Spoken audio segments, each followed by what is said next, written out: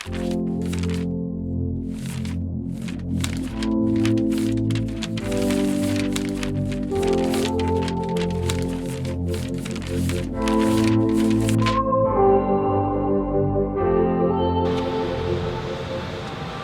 shit, is this a training video?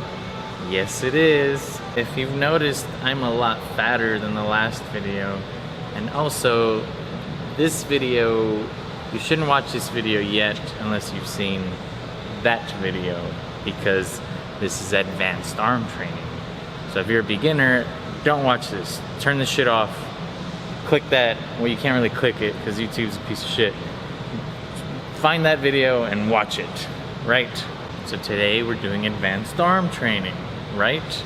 You should have a good program. You should be training for like a year before you watch this video. Well, before you can follow what's in this video, right? And your muscle splits should be different now too. Today we're gonna do bis and tris. Bis in this video, tris in the next video. I'll talk more about the different muscle splits as we do the whole advanced series of videos. Okay, so at this point, you should really be focusing on maximum 2 muscle groups per training session, assuming you're trying to get as big as you can. So first I'll be showcasing bis. I'm not bi, I'm showcasing bis. And I'll show you all sorts of different new exercises that you can do. I'll talk about supersets, drop sets, giant sets, gay sets. And I'll show you this for every muscle group in this advanced series. So let's do it. So I'm gonna split this video into 2 different portions. I'm gonna show you all bicep training with dumbbells and what you can do there. And then I'll show you all bicep training with barbells and machines and shit and what you can do there. You remember the regular curl, right? Which was like this, right? Easy, simple. What's new? Also, I'd like to point out that there are more veins in my left side than my right side, which is really weird because I'm right hand dominant, and so that like I jerk off with my right. But life's mysteries, right? So you know the regular curl. Now you can, this small variation in the curl can change the movement. So instead of starting like this, you start like this. And as you come up, you twist your wrist, right? So you'll be doing this. What's the difference between this and this? Not much, but it definitely trains the muscle differently, which is what you want. And it's a really easy movement. Then you have this exercise, which you've seen a lot. It really helps you isolate your bicep and really focus on that pump, right? So you're pinning your elbow. It's almost like a preacher curl without the apparatus. You're pinning your elbow on your inner thigh, right? You're pinning it there. You have to stay pretty light with this weight or with this exercise because it's a very isolation specific exercise, right? So you have this weight, your elbow is pinned, and you just curl it smooth and controlled, just like that. You don't want to, at the bottom, it kind of swings. You don't want to use that momentum like this. You don't want to do that because it defeats the purpose. So you want to control the bottom and focus on the contraction. Come back down real slow and easy. Right. Right. Okay, do you remember hammer curls? Yes, you do. Because you saw that last video, right? Right. So you remember hammer curls are like this. Right? Just like that. So now what you can do, you definitely still need to counterbalance, right? Instead of coming straight up, you can come across your body. So you kind of have to stagger your stance, kind of like this, right? Stagger your stance. You bring your dumbbell up, and you bring it across your body. Just like that bicep curl that I showed you earlier. It's the same movement, it just hits your muscle slightly differently. So, also you can, which changes the exercise slightly, instead of standing, you just sit down and do shit, right? It's the same movement, it's the same muscle groups, but because you're not standing, it changes the exercise. Very slightly, but it does change it. So, like even your regular curls, like this, even these regular ones, seated, are different. Even the new ones I showed you, like this, seated, are different. Also, instead of alternating, like so, you can do them together. The movement is the same, it just slightly changes the exercise. And that's what you want.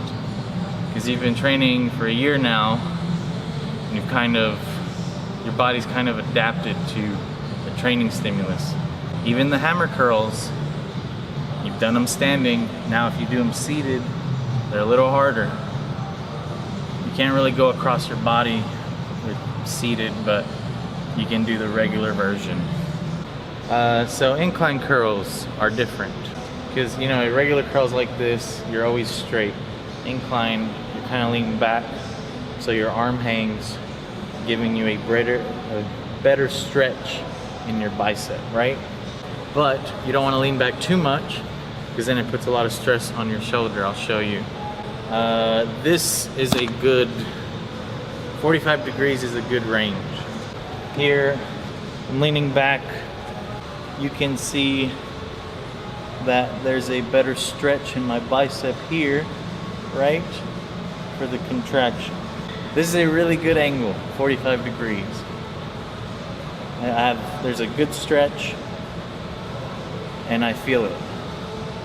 Now, if you do lower, say 30 degrees, maybe you're dangling.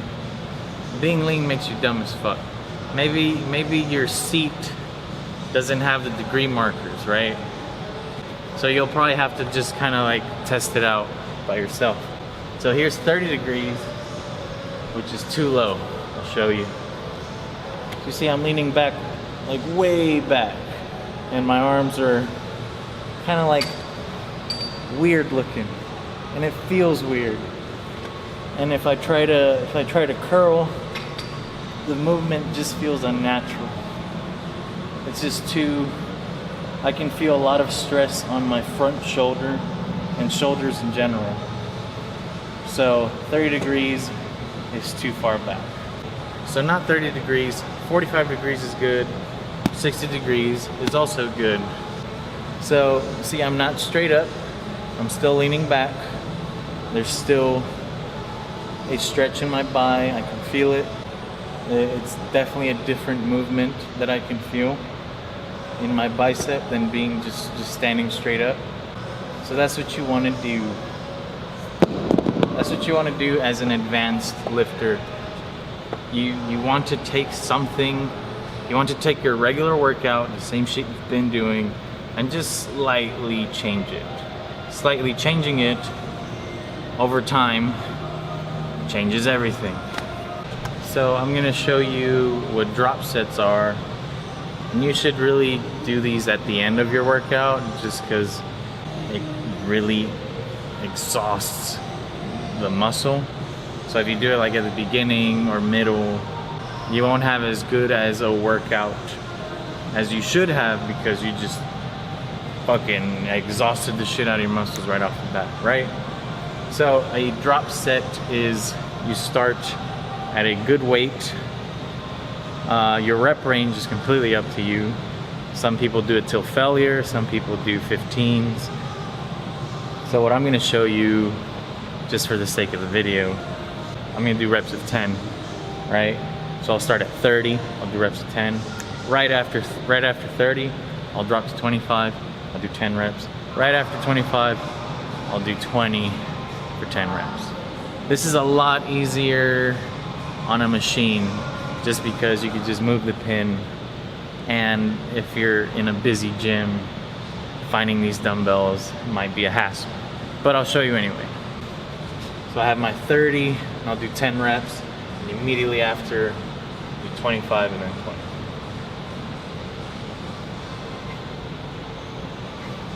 And for this, it's better to do your arms together because doing one at a time is gonna take forever.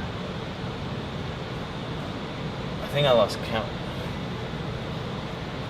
I think that was 10. So here's 25.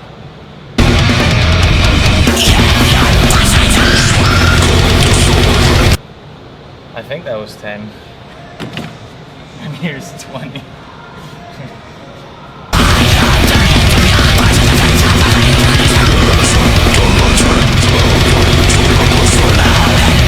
So you can kind of see like a good pump, right? And that's just from that little shit I did, and I'm very tired from that. So you want to do that at the end of your workout.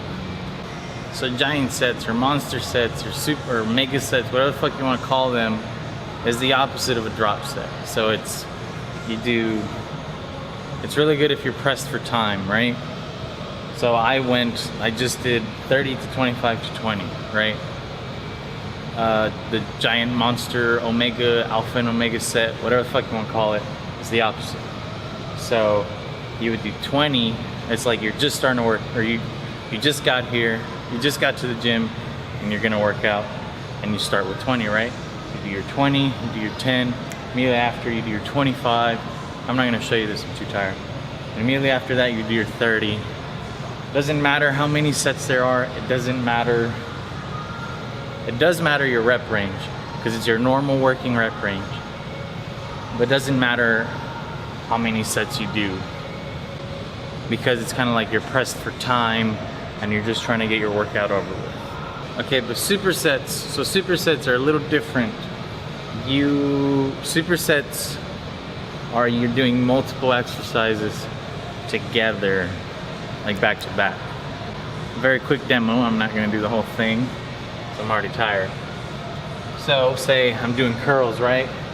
I'm doing my regular ass curls. Pow, pow.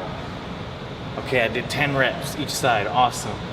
And I did it just like this, right? Okay, if I was supersetting, I can do the different variation of that, which is like this. Right after that last set, just like that.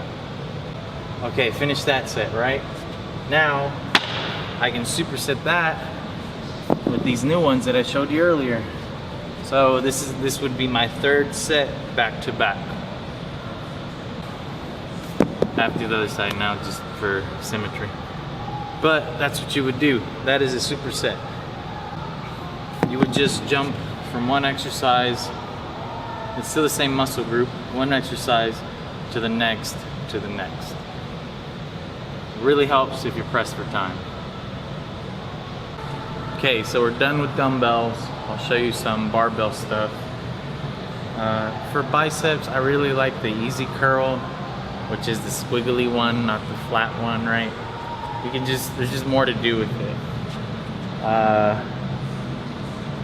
Your grip makes a slight difference here.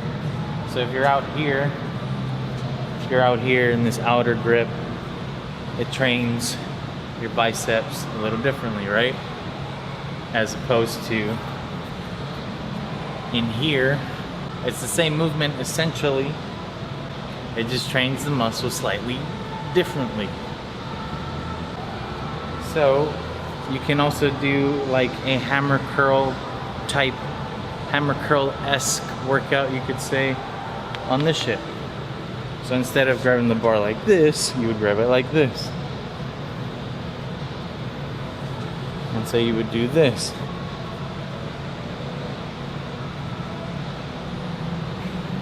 That trains just about the same muscle as the hammer curls would. You're kind of limited to this grip, though. You can't really do it with the close one. So you could do the same shit that I just did with the straight bar instead of having to use the squiggly bar or easy curl. Of course, this, like I've said, it's the same movement. It just trains the muscle slightly different. So you wanna jump around between things. You never want to just consistently do the same thing for any muscle group. So with machines, it's literally the same movement as dumbbells. You're just on a different apparatus, right? So you want to do your curls. Do your curls here, just like that. The hammer curl variation that I just showed you, you can do that too, just like that. It's a lot easier to do drop sets or supersets or whatever here because you can just do this. And you can do it by yourself. You can just, all right, here's 50. Okay, I finished my set. Just drop the pin. This is for drop sets. There's 40. All right, did my set. Just drop the pin. There's 30. All right, I did my set. Drop the pin. There's 20. It's a lot easier to do drop sets on cables just because you can just move the pin. You can also replicate barbell curls here. Just make sure you use this apparatus. Oh, look. Barbell curls on the cables. This is a new exercise, and this one you can't really replicate on dumbbells or anything else. So you would get two of these things right here, right? You would come in like this. This is more of an isolation exercise. The thing with this exercise though, it kind of puts, if you have shoulder issues, it kind of puts some stress on your shoulder. So it might hurt if you do have shoulder issues. If not, you just fucking do it. You can also play with the height of the thing. You can lower it. You can lower it and it'll be the same exercise, just slightly different. So that was biceps. Look, all my social media shit, which you should click on, or you can't click it, you should follow it. I post shit. Look, an email. You should email me because I do diet plans and shit. Next week I'll do triceps wearing the exact same thing. What that means, I'm doing this the next video right after this outro. So make sure you subscribe and buy my shit. And I'm about to do triceps right after this.